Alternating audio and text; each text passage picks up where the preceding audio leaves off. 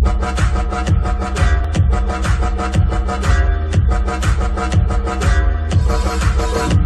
भाई नमस्कार।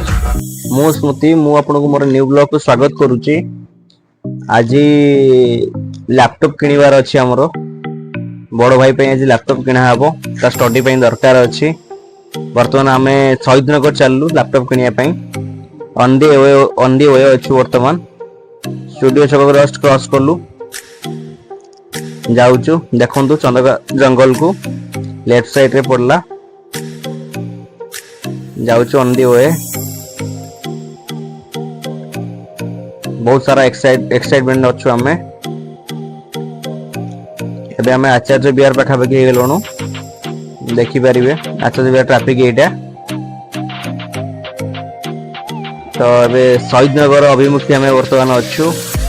बाणी Bihar campus just left side रे पड़िबो। एबे बाणी बिहार पर शहीद नगर देखि परिबे।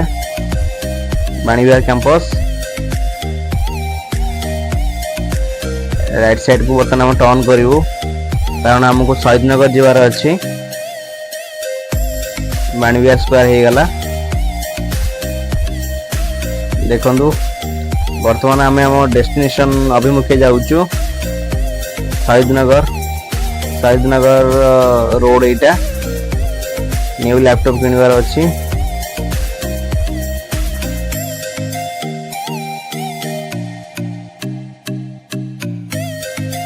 पाखापाखि आम हो गलु जाऊचु।